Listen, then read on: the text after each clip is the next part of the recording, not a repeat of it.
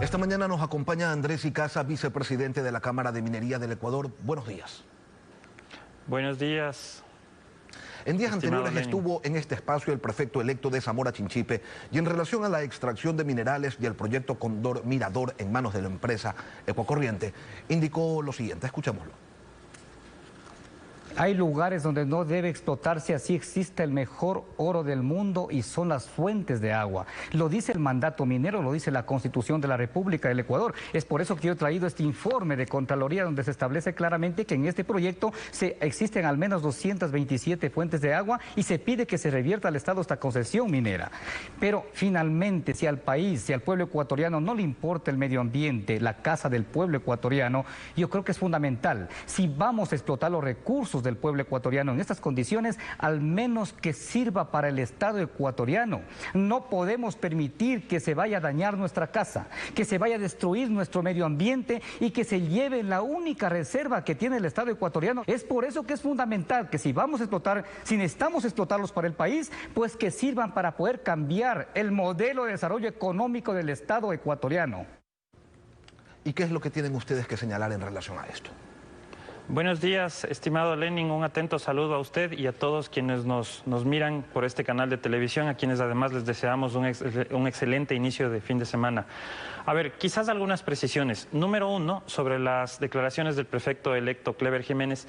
El mandato minero fue derogado hace aproximadamente 2 o 3 años mediante una sentencia de la Corte Constitucional que estableció que el mandato minero solamente tenía que ser aplicado al momento en el que fue aplicado, es decir, en el 2008, para crear un régimen transicional en materia minera.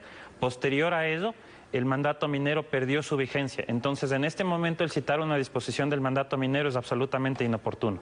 Segundo, sobre el tema de fuentes hídricas y sobre dónde sí se puede hacer minería y dónde no se puede hacer minería, hay que recordar, estimado Lenin, que en febrero del 2018 tuvimos una consulta popular promovida por el presidente Moreno, en el cual una pregunta versaba sobre minería, y dicha pregunta tenía que ver con dónde no se puede hacer minería, y se estipularon 3 conceptos claros, Lenin, que son áreas protegidas, zonas de intangibles y centros urbanos. Las 2 primeras son categorías ambientales que están dentro del Sistema Nacional de Áreas Protegidas, que el Ministerio del Ambiente lo tiene catalogado.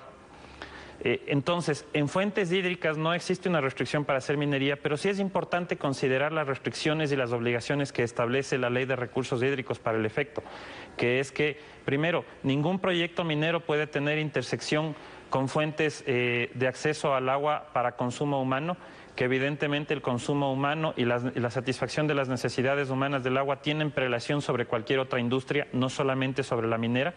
Y finalmente, que en caso de que haya captación de fuentes de agua, el agua tiene que ser tomada, usada para fines industriales, recirculada en su mayoría, y en el eventual caso de que hubiere que descargarse agua nuevamente a fuentes públicas, la descarga tiene que ser en igual o mejor condición de la que se tomó, Abogado, lo cual genera sí, la obligación. Eso lo contempla la ley. Ahora, ¿qué pasa con los informes de Contraloría del 2012, del 2016, donde se determina el incumplimiento de un sinnúmero de aspectos, sobre todo de carácter ambiental? Se determina que se debe revertir la licencia y ninguna de las disposiciones, de las sanciones que contemplan estos informes se han desarrollado, se han cumplido.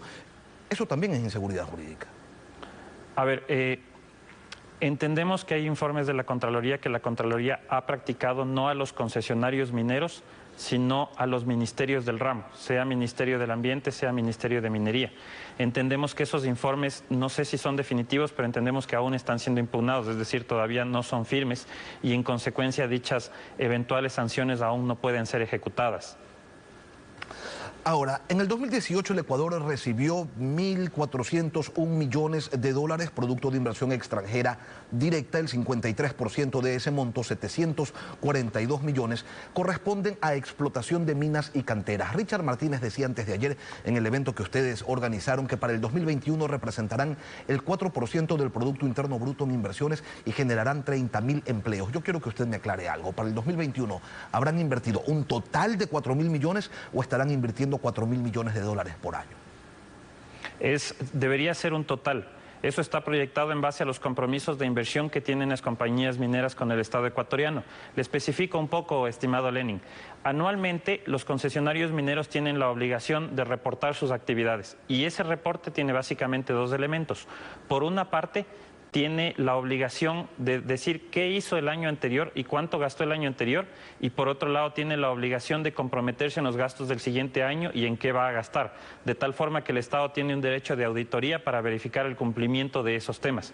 En función de ello, en función de las proyecciones que se van dando, es que se establecen estos 4.000 millones de dólares. Eventualmente pueden incrementarse, estimado Lenin, porque las proyecciones regularmente suelen ser conservadoras versus lo que ocurre en la práctica. Esto, sobre todo en la fase de exploración, es muy importante que se comprenda, Lenin, que es divisas frescas para la economía y que ayudan muchísimo en la sustentabilidad de la dolarización. Ahora, en un documento remitido por ustedes señalan que en el periodo 2017-2021, 5 años, se proyectan 9.622 millones de dólares entre inversiones, pagos de impuestos y exportaciones, promediando 160 millones de dólares mensuales. 9.622 millones en 5 años, sumando 3 rubros. Casi lo mismo que Petroecuador tuvo de ingresos en un solo año, el 2017. Tampoco es que la minería sea la gran industria entonces. Bueno, sin lugar a dudas se va a convertir en uno de los motores de la economía. En la comunicación que cursamos a este medio, estimado Lenin, hablamos de los impuestos que se proyectan pagar los proyectos que para 2021 deberían estar en producción. El caso del proyecto Mirador y el caso del proyecto Fruta del Norte, que ambos proyectos deberían empezar producción o a finales de este año o a inicios del siguiente año. Además tenemos los otros proyectos que son básicamente los que tienen compromisos de inversión en exploración, y tenemos 2 proyectos que pues estarían no muy lejos de empezar producción, que son el proyecto Río Blanco, que estaba en fase de construcción, y el proyecto Loma Larga, que acaba de emitir su estudio de factibilidad. Y también entendiendo que por detrás existe una ola de proyectos que están en exploración y que en el futuro no muy lejano deberían convertirse en proyectos en producción. Ahora, si de algo no se puede quejar el sector minero es de haber recibido algunas condiciones especialísimas por parte del Estado ecuatoriano, porque el 408 de la Constitución dice que deben participar los ecuatorianos al menos de la mitad de los beneficios que genere la explotación minera, pero ustedes lograron que allí se metiera todo lo que se pudo para que cuando empiece la producción y deban pagar sobre la explotación se redujera el monto. Escuchemos lo que dijo Clever Jiménez.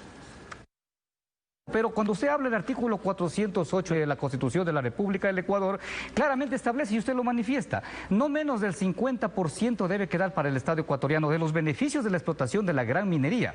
Pero se firmó un contrato con estas empresas completamente nefastos. Pero aquí, para cumplir con ese 50%, se dijo que se va a poner el 22% del impuesto a la renta, 6% en regalías y le suman el 12% al IVA, y para completar aquello se manifiesta. Recuerden ustedes, pueblo ecuatoriano, que había un 15% de utilidades para los trabajadores. Le quitan el 15% a los trabajadores, les dejan el 3%, y ese 12% que le quitan a los trabajadores hacen como que eso también suma de parte de las mineras para que completen con el 50%. Las 10 empresas más grandes del país, dejando de lado las estatales, tuvieron ingresos por esos 10.000 millones solo en el 2017. El monto que todo el sector minero ofrece en 5 años, sumando 3 rubros y sin tener esas consideraciones especiales. ¿Qué es lo que está pasando allí? Primero, que no hay consideraciones especiales, estimado Lenin. Se tiene que dar un cabal cumplimiento de lo que dice el artículo 408 de la Constitución, que luego lo regula la Ley de Minería. La Ley de Minería dice que para alcanzar el artículo 408 de la Constitución se tienen que sumar los ingresos del Estado, es decir, impuesto a la renta, impuesto al valor agregado, la parte que le corresponde al Estado de las utilidades, regalías, impuesto a la renta, y además, en el caso de que con esos impuestos no se generara ese tema, es importante entender que hay el ajuste soberano.